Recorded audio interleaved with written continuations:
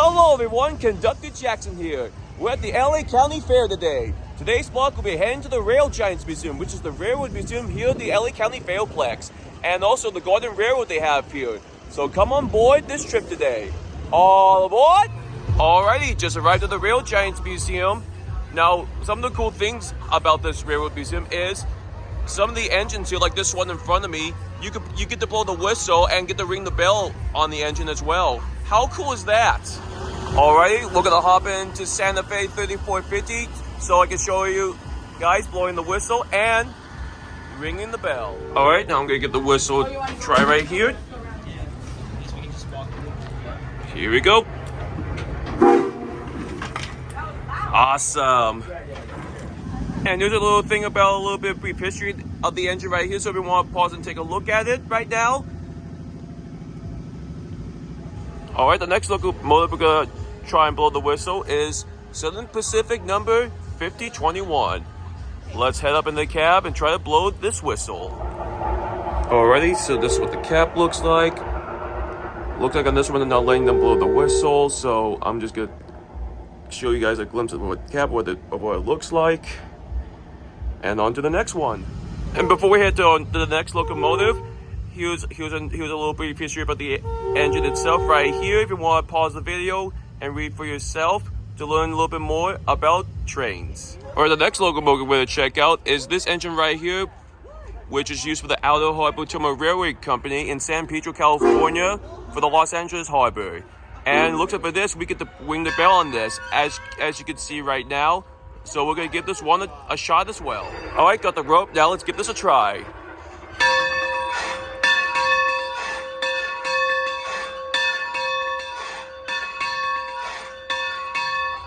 And if you want to know a little bit more about this engine, here's another thing right here showing a little brief history about the engine.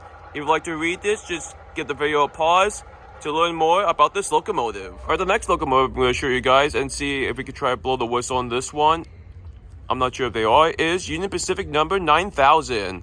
Let's go take a look at the cab. Before we hop into the locomotive, here's another little thing about a little bit of the history of the locomotive. As I said before, if you want to read this, please do so by pausing the video. And now let's take a look inside the cab of Union Pacific number 9000. Alright everyone, so here's the cab of the locomotive right here. And if you look, and right behind me is the tender, which they carry all the water and coal. Let me show you the inside of the firebox. And let me show you how they blow the whistle. Alright, thank you so much. Alright, one of the volunteers just told me about the firebox, how it's huge. Let's take a look at it real quick. Oh wow. Yeah, that is huge. Would you look at that?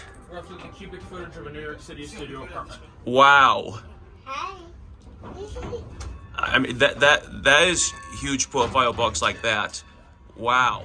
Alright, the next locomotive on our stop right here at the Rail Giants Museum is this locomotive right here. This locomotive right here was used for the Fruit Growers Supply Company in Hilt, California. And it was donated here to the museum here in Pomona in 1954. And if you want to learn just a little bit more, here's this right here. And as I said, pause the video, want to read more about the railroad itself, where this locomotive came from. Alright, here's our next engine here at the Rail Giants Museum. This is engine number 3 for the United States Potash Company over in Carlsbad, New Mexico. And if you want to know a little bit more about the engine, as I said before, here's a thing right here. And if you want a little bit about brief history about the engine, just pause the video and take a look. I'll be going over all the steam engines here at the Rail Giants Museum a little bit later in this video. But now, I'm getting a little bit hungry. Let's get a little bite to eat. Alrighty, here we are at the Fairplex Garden Railroad. Let's take a little walk through around this amazing layout they have.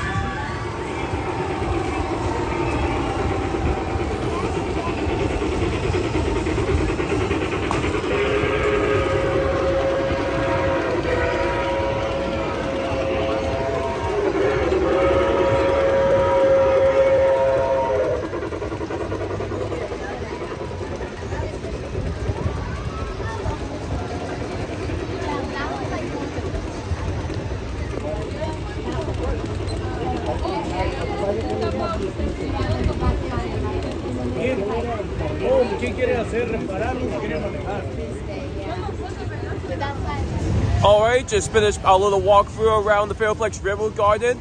I'm gonna relax for just a little bit, cool down for a little bit since I'm getting a little bit hot. And in just a bit, I'll be going over some of the steam locomotives at the Rail Giants Museum. Alright, time to go into detail some of the locomotives here at the Rail Giants Museum. First one, as I shown you before, is Santa Fe number 3450.